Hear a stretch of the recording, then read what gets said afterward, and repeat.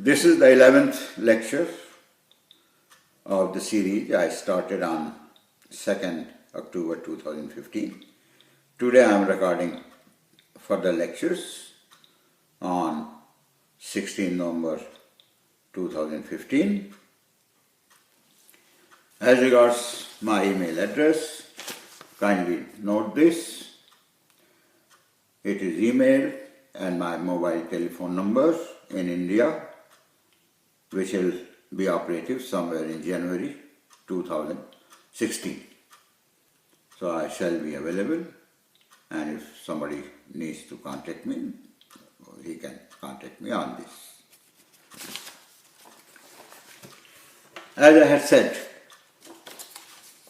that at lecture number 1, that after 10 lectures there may be certain clarifications and other things which I will be taking up later. So in this lecture I will be taking those clarifications. Before that, I would like to say that this concept of OBD, which I haven't seen anywhere, so I feel that I gave it, organization, building and development. What happens, you will find many books where organization development is a subject. But when you are developing, it should be built also. Building an organization is also a continuous process like developing an organization. And building an organization, it is based on certain solid foundations. One of them is culture, which I had dealt in lecture number 2. Another thing is having an organization manual. Then other things are various philosophical matters.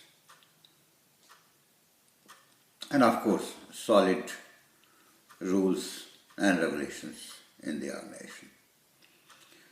As I had said earlier, I had written a book, Organization, Building and Development, with special emphasis on proper personality. It is a 100,000 word book. It was circulated among sister organizations. It was not published. In fact, somehow it did not occur to me because after 99 I diverted towards God Almighty. I didn't feel like getting it published, so it is with me. And it was written in 1996. In the company's organization manual, which I published in 1997, which was the 3rd edition, I had included most parts of this book. So in that organization manual, edition 3, it is included in 143 pages in part 2 of the organization manual. So, coming back to clarification and other things, in the lectures which I had taken earlier. One is about chapter number 3, FIT, Future Insignificance Treatment. This is a technique. Maybe many people without this name, they already may be following it. Name I have given, so nothing very great about it. Some name needs to be given because it is a good technique. So this is to deal with the crisis we are facing. It depends upon the fact that any crisis of today will be over after some time, and in the long run it will get reduced, that is, its significance will get reduced to a small spot in our memory. However, what is important to be seen is that when the crisis was going on, how we dealt with the crisis. Those using this technique, FIT, that is, being ready to face the worst consequences and then forgetting about these worst consequences, working only to win over the situation, will come out successful more than 90%, and they'll have good memories. Those who get caught into the web of negative consequences, get overwhelmed, get demoralized and are not able to deal with the crisis properly will have many scars left over after the crisis is over. So therefore what matters is how you deal with the crisis. Second is lecture number 5, it is juniors motivating the seniors.